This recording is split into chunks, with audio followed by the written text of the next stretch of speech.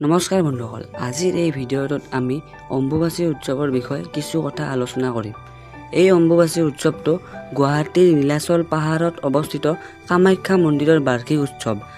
আহাৰ মাহৰ প্ৰথম পষেকৰ পৰাই এই উৎসৱৰ আৰম্ভ হয় আৰু 5 দিন ধৰি এই উৎসৱ উদযাপন কৰা হয়। অসম তথা ভাৰতৰ বিভিন্ন অঞ্চলৰ পৰা ইয়ালৈ মানুহ আহে।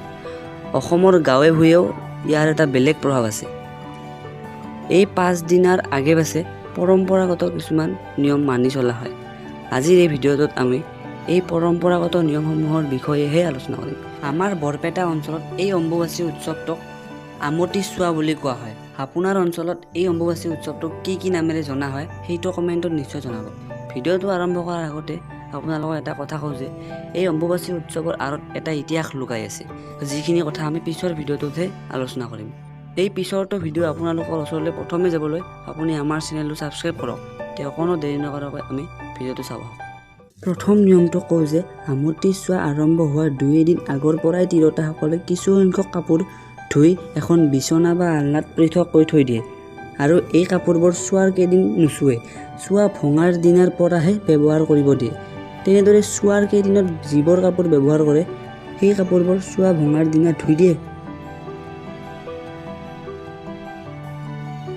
আমতি চোৱা শেষ হোৱাৰ দিনা পৰিয়ালৰ সদস্যসকলে দিনটো লঘোণে থাকে, গধূলি সময়ত হবিজ আহাৰ গ্ৰহণ কৰে। আমি জানো যে অসম তথা ভাৰতবৰ্ষ এখন কৃষি প্ৰধান দেশ। আমাৰ খেতিয়কসকলেও এই চোৱাৰ কেইদিন পথাৰত গৰুৰে হাল নাবায়, মানে হাল খতি কৰে। আকৌ আন এটা নিয়ম হৈছে যোৱাবাৰৰ আমতি চোৱাৰ পিছৰ পৰা এইবাৰৰ আমতি চোৱাৰ ভিতৰত কাৰোবাৰ যদি বিয়া হয় তেতিয়া সেই ছোৱালীজনী মাকৰ ঘৰলৈ যোৱাৰ এটা পৰম্পৰাগত নিয়ম আছে। ইয়াৰোপৰি আন এটা নিয়ম হ'ল যে যোৱাবাৰৰ আমতি চোৱাৰ পৰা এইবাৰৰ আমতি চোৱাৰ ভিতৰত যদি কোনোবা পৰিয়ালৰ সদস্যৰ মৃত্যু হয় তেতিয়া এই 5 দিন পৰিয়ালৰ সদস্যসকলে দিনটো লঘোণে থাকে, গধূলি হবিজ আহাৰ গ্ৰহণ কৰে। আমাৰ অঞ্চলত যিকেইটা নিয়ম প্ৰচলিত সেইকেইটা নিয়ম আজি আমাৰ এই ভিডিঅ'টোত আলোচনা কৰিলোৱেই। আপোনালোকৰ অঞ্চলতো যদি বেলেগ কিবা নিয়ম আছে তেন্তে কমেণ্টত নিশ্চয় জনাব।